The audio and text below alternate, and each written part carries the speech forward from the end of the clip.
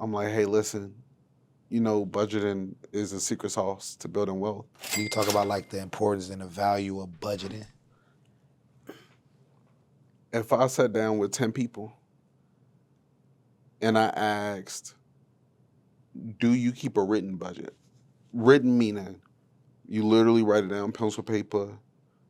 You use an Excel spreadsheet. You use an app. As long as you actually keeping track yourself. Out of 10 people, maybe 2 say yes. I was part of them too, y'all. Learn up, but I'll go ahead. Yeah. Every single meeting, when I ask that question, I'm like, hey, listen, budgeting is a secret sauce to building wealth. If you don't know how much you make and you don't know how much you spend, how you gonna become wealthy? Now, is it possible? Yes, you can hit the lottery or something. You can start a business, and maybe make millions of dollars. But what's the chances of that happening if you don't keep track of anything? I would argue you're not wealthy just having that capital. I mean, you got some cash, which with inflation depreciates. So you got to get that cash into some assets that got some appreciation. And then I would give you the wealth. I'm just calling you rich until you figure out where to put that money, because you could put that money in some things to where it go down. Could have invested in Blockbuster, you know what I'm saying? So you get, even if you win the lottery, I'm not calling you wealthy, you know what I'm saying? I'm calling you rich if you got $1 billion.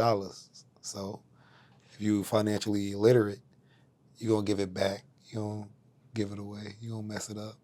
If you don't get smart or get with somebody who's smart, you know what I'm saying? Yeah. So we get with my boy and his team, you know what I mean? So, yeah. Again, I didn't mean to cut you off.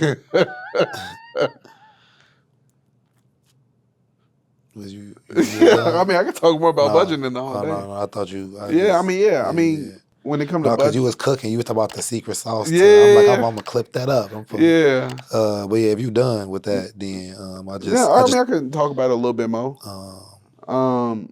Oftentimes people only if they keep track of their money, they know when like rent come out, they know when the electricity bill is due.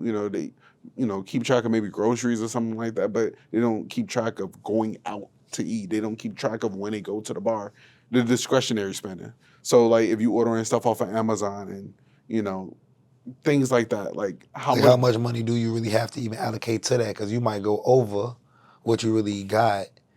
You over budget, but you don't have a budget. But if you did, you would be over budget.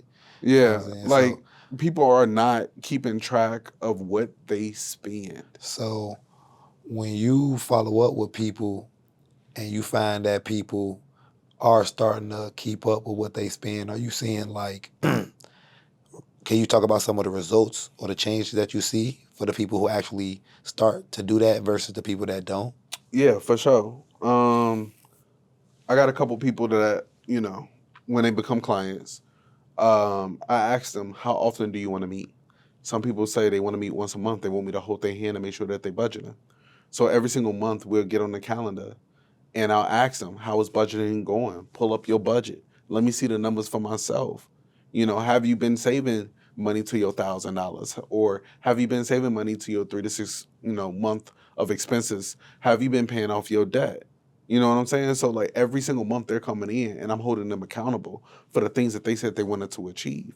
Now it is sometimes where people come into the meeting and they be like, yo, I just swiped the credit card for like $5,000. I had to get my car fixed, And then I got to talk about the psychology of money because now they kind of want to give up, because they have to use their money for an emergency fund or swipe a credit card or whatever. Now, if somebody gets in, they had to spend $500 and they had to go into the emergency fund, like the bank, in order to pull out the $500. I know you feel a type of way because you've been working really hard to save your $1,000 or your 3 to 6 month emergency fund. But that was the point of the money being there in the beginning. You know what I'm saying? Like, I just don't, personally, I don't want you using credit cards, paying 30% interest on an emergency. Facts. So as long as you keeping track of your cash, you putting money into a savings account, you paying off your debt. And you think, what you think?